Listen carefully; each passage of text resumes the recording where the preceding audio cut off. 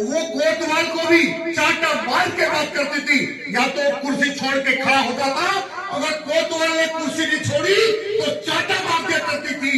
मैं उस महान लेडी को याद करता हूँ। मैं इस मोहल्ले में एक हमारे जोगेंद्र भाई थे, वो उन्होंने पासवान साहब के साथ दलित सेना में संघर्ष किया।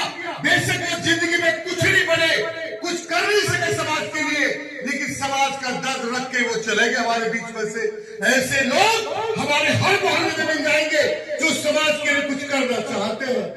मेरे देश के लोगों, गांव का जोगी जोगना, आज गांव का सिद्ध, अगर जोगिंदर भाई ये हरजसपुरा छोड़ देते, ये हापुड़ छोड़ देते और कहीं बाहर जाकर काम करते, तो उनको लोग महान बना देते। क्योंकि लोग गांव में अगर कोई कितना भी अच्छा काम करे, उसको लोग सहयोग नहीं करते। ज्योतिबा फुले को लोगों ने सहयोग नहीं किया, बाबा साहब को मुंबई के लोगों ने सहयोग नहीं किया, काशीराम साहब को पंजाब में सहयोग नहीं किया। तो ये विडंबना ही तो है। मैं ये सोचता हूँ कि हापुड़ के लोग क्या ये वही लोग हैं जिन्होंने अपने मान सम्मान स्वाभिमान की रक्षा के लिए दीवारों पर लिख दिया था कि एक बताइए 100 रुपए मांगिए, और यही वो फाटे के दरगाह जहाँ एक दिन में 16 लोग मरे थे। ये बच्चे नहीं जानते इतिहास हापुड़ के लोगों का। ये हापुड़ के लोगों ने अपने मान सम्मान स्वाभिमान की रक्षा के लिए संघर्ष किया और कुर्बानियां की। तो 100 किलोमीटर दूर का समाज का आदमी जाति बताने के लायक हुआ, वरना हापुड़ से दूर गांव में जो लोग रहते थे, अपनी जाति बताने में भी डर लगता था। मेरे देश के लोगों, जैसे हमेशा हमारे समाज में संत गुरु रहबर महापुरुष पैदा हुए, तो ऐसे ही ज्योतिबा फुले पैदा हुए, उन्होंने शिक्षा का अधिकार दिलाया।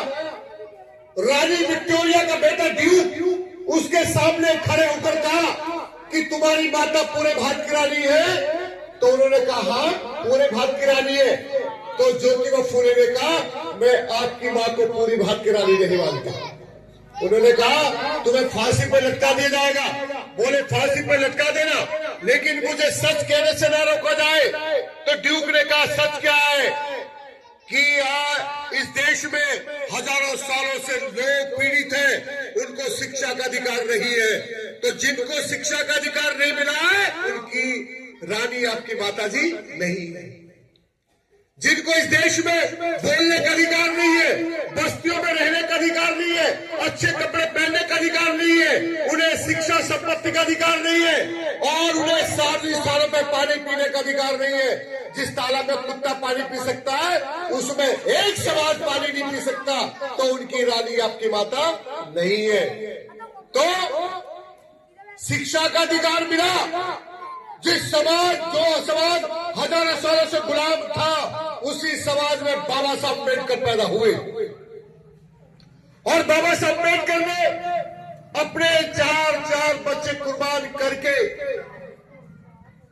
हमको भारत का संविधान दिया। वो चाहते तो ऊंच नीच पे संविधान बना सकते थे। जिन ब्राह्मणों ने बाबा साहब अम्बेडकर को अपने देश में संस्कृत नहीं पढ़ने दिया, बाबा साहब विदेश में जर्मनी में संस्कृत पढ़ के आए थे।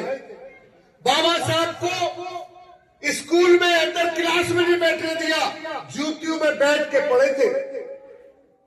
जिस समाज ने बाबा साहब को सार्वजनिक स्थानों में पानी नहीं पीने दिया, जिस समाज ने बाबा साहब अम्बेडकर को वित्त मंत्रालय मिलने के बाद उनको अपने शहर में कहीं पे किराए पे मकान नहीं लेने दिया, बाबा साहब चाहते तो उनको बेदखल कर सकते थे संविधान से, लेकिन उनको बेदखल नहीं किया, उनको भी बराबरी का अधिकार दिया।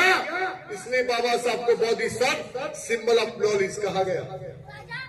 और उनकी बदौलत बीपी बोले साहब आए, उन्होंने बोलना सिखाया।